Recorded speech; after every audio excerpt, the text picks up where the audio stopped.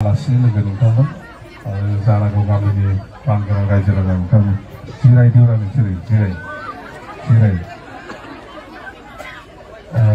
बैसागुसो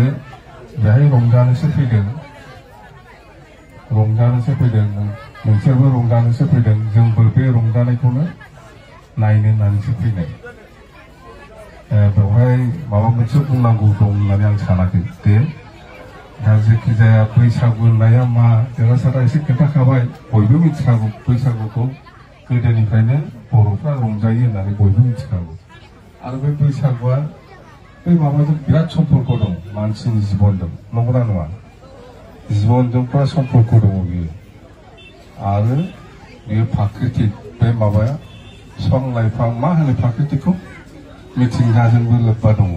मिथिबाय बैसागुआ माने बर'फ्रा गोदोनिफ्रायनो बे मिथिंगाजों लोब्बा लाखिनानै समायना बे बैसागुखौ फालिबोबाय थाखायो मानसिनि जिबनजोंबो लोब्बा दङ संसारजोंबो लोब्बा दं बे बैसागुआ बुङा होमबा दालाय दसे सिगां माथो जंखायलायनानै मोसाया बे नंगौना नङा बे मोनसे जोंनि बर'फोरनि मोनसे नेचार बोनानै लांलायनाय बा जेखि जाया हाबा जानाय बैसागुआ बारग'लाय लांसै होनलायनानै मेथाइ खना दालाय सफैलायबाय बैसागुआ जों सानैजों मोजां मोनलायनायनि माबा मोनसे बुंबा बैसागु बहुद दङ नङा बेयो प्राकृतिकजों मिथिंगाजों लोब्बा दङ बे बैसागुआ पुरा नेचारेल दा ओंखायनो जोङो बे बैसागु फैयोबा बयबो मानसियानो गोसो मोदोम होनानै रंजासायो बेनि उनाव जोङो खेथियाव थांसैलाय नङा होमबा बेनो बोसोरनि लास्ट रंजानाय खामानि मावनो थांनायनि सिगां बेनि उनावथ' जों खेथि बाथियाव बेस्थ' जाजोब्बाय बे आरो हाबानि माबा खोथा गैला नङा बे दैज्लां समाव हाबा जानायमोन बे माबालायनायसो जाखाबाय बोख्लाबलायनायसो जाखाबाय नङा होमबा बेफोराव बारा हाबा जायाथ' जोंनि मानसिफ्रा खिन्थु दा अबयसे जोंबो जोंनि मानसियाव बहुद सोलोंबाय बोथोरजों दिनजों खोथा गैया जेब्ला सुबिदा जायो दैज्लांबाबो हाबा जायो खिन्थु आगोलफ्राव जाथारमोन नङा होमबा बे दैज्लां माइ गायफुनायाव बे हाबा जानायमोन बे बेटार बिदि लायोमोन दा खिन्थु दा जाबाय बेफोर जेबो नंला मिथिबाय ओंखायनो आं बुंदों बैसागुआ बोथोरजों बिराद गोरोबनाय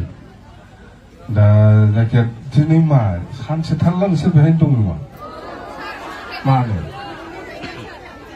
दिनै थारमाने न'आव ओंखाम थोंखाम संनाय गैया बेवहायनो जागोन सानावबो जादों गाबोन मोनायावबो ओमफ्राय नै जोंना बै कारिगाव बारनानै मोनसे माबा दंना बाथौ खेराइ रिजर्ट बेवहाय मोनसे फांसन जागोन मोसानायनि कम्पिटिसन जानागावनिफ्रायबो थांनो हागोन दहायनि ग्रुपफ्रा जुदि मोजांब्ला दहायथ' लेथेर बेथेरजों मोसानानै थांबाय बिदिजों जानाय नङा बिदिजों प्राइज मोननाय नङा एसे साबसिन मोसानाया थिगैनो दङ माने मानसिया बुरजा नालाय जायगाया फिसा ओंखायनो बिदि जादों थांनो हागोन ओमफ्राय बे दहाय मोसानायफोर जायफोर हिन्जाव हौवा ज' मोसागोन बेबायदि दुवेलनिबो कम्पिटिसन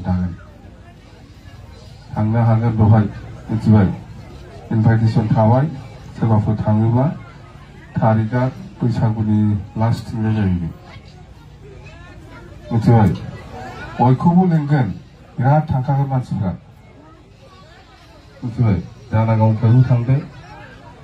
ओमफ्राय रंजानोसो फैदों जिहेतु जों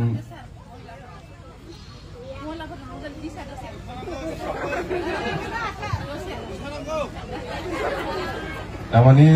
दिनैनि दिना बिराद बेखौ मा होनो माने क्रिटिकेल दिनफ्रा माबा जाजोबो जेनेबा आं दा लंपेन्ट गाननासो फैदोंना आं जुदि लंपेन्ट गाननानै दिनै नोंसोरजों मोसाबायोबा बेखौ बिराद गाज्रि फोसावनानै होलायगोन नङा होमबा फोसावो माने बैसागुआव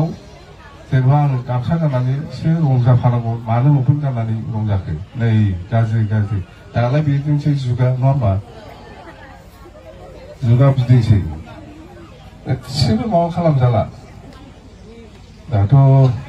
राजनिति खोथाखौथ' बुंजाला बुंनानै लाब गैया बे थांबाय थागोन राजनितिफ्रा जायखिया जोंहा जयैनो थानांगौ खौसेयै थानांगौ जेराव खौसे दङ बेहाय उन्नतियाबो जाखायो मिथिबाय जोङो गावजों गाव अनलायनानै थानांगोन हारसा बर' खाथियाव जेनेबा राजबंसि दं बङालि दं गासिबो दंजोबो जों जयैनो मिलायलायनाय गैया होमबा खोब सान्थि दिनै बे सान्थि थानायखायनोथ' बैसागुखौ फालिनो हाबाय नङा होमबा सान्थि गैयाब्ला बैसागुआबो फालिनो हानाय नङामोन ओंखायनो जोंनो बेखौ नांथारगौ बयहाबो दायित्व दङ ओनसोलाव सान्थि लाखिनाया आगोलफ्रावथ' जेबो गैयामोन नङा होमबा जोङो बहुद साबसिन जाबोगासिनो दं आरो जाबावनांगौ दं साबसिन जाबावनांगौ दं बे जोबानो जायाखै बेनिफ्राय आरो गोजौसिन थांबावनांगौ जोंना मा मिथियो जों साननाया मा सानो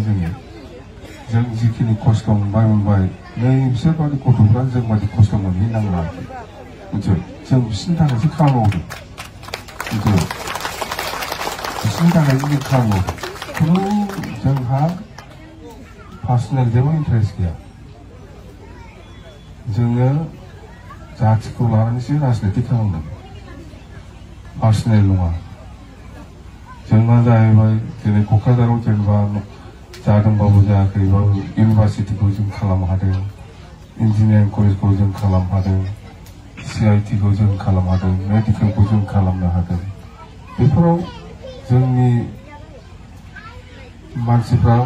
एसेबाबो मार्केटिं जादोंना जायाखै जादों नङा होमबा दा फिउचार दङ बेफोरो आरो नांबावगौ जोङो जेनेबा बै माबा हालादुर नङा काटलगुरि बारनानैबो सानसेबा मोनसे माबा अडिटरियाम माबा लाबोआखै होनबा बेवहाय सैनिक स्कुलनि प्रजेक्ट होनानै दं सेंसन जाबाय सैनिक स्कुल बेयावथ' जोंनि इडुकेसननि माबा बिराद गिदिर इनस्टिटिउसन नंगौना नङा बे सेंसन जानानै दं सैनिक स्कुल मिथिबाय बेखौबो बानायसिगोन बेफोरखौ जों खालामबोनाय आगोलावबो प्रप'जाल हरखानाय बेफोर दा बेबायदि आरोखि मावनांगौ बहुद दङ बहुद जानांगौ दंबावो राजधानी हिसाबै क'क्राझारा राजधानी हिसाबै बेवहाय जोंहा प्रथम क'क्राझारनि माबाखौ जों थिग खालामगौ बेनि उनाव जोङो उदालगुरियावबो लांगोन बाक्सायावबो लांगोन चिराङावबो लांगोन जानाया जेरावबो जानांगौ जोंखौ साननो नाङा माबा माबि जादों होननानै जों मालाबाबो जाथिनि बेरेखा खामानि मावनांगौ मिथिबाय जों जिखिनि मावदों जोंनि फिउचारनि थाखाय गथ' गथायफोरनि थाखायसो जायो दा जायखिया रंजादों बयबो बिराद मोजां मोनबाय आङो आरो जोङो जिहेथु जोंखौ साननो नाङा आं बैसागु खोन्थाखालि जोंखौ साननो नाङा जे बे हाग्रामाया माने बे बांगालफोरनाव ईद जाफाहैयोब्रा बिदि साननो नाङा दे राजनिति हिसाबै राजनिति खालामदों जों बयजोंबो मिलायनांगोन मालाबा गिर्जायावबो हाबगोन आं गिर्जायावबो हाबोना आङो जों राजनिति खालामदों आरो बयजोंबो धर्मनि मानसि बयबो राजबंसियानो जा नेपालियानो जा मुस्लिमानो जा बङालियानो जा बाहाय जोंहा मिलायनानै थानांगौ सान्थिखौ लाबोनांगौ नङा होमबा सान्थिया अब्लासो फैगोन आं बर' होननानै खालि बर'नि फारसेल' सिन्था खालामबा जानाय नङा होमबा बयखौबो लाफानानै जों खामानि मावनांगौ ओंखायनो जोंनो सान्थि नांगौ होनना बयनिबो गेजेराव हाबो जोङो बिसोरबो जेनेबा आं थांनाय लोगो लोगो मोजां मोनदों ना मोनाखै मुस्लिमफ्रा मोजां मोनलायबाय बिराद मोजां सान्थि मालाबा गिर्जायाव हाबगोन आङो ख्रिस्टान धर्मनि मानसिफ्रा बिराद मोजां मोनलायबाय बिदि एसे सान्थिया फैयो दा नङा होमबा बेबायदि एसे सान्थिया फैयो आरो बेखौ जोंनो नांथारगौ बेखौ गाज्रि मोननो नाङा आंखौ दे मिथिबाय दै थ' जाबाय रंजादो मोजाङै नङा होमबा रंजादो बारा गोबाव खालामला 9थासिम मेक्सिमाम 9था 10था नङा होमबा बांद्राय मोनाबा दिगदार जायो नङा होमबा दे थाब फैजोब दे थेंक इउ भेरि माच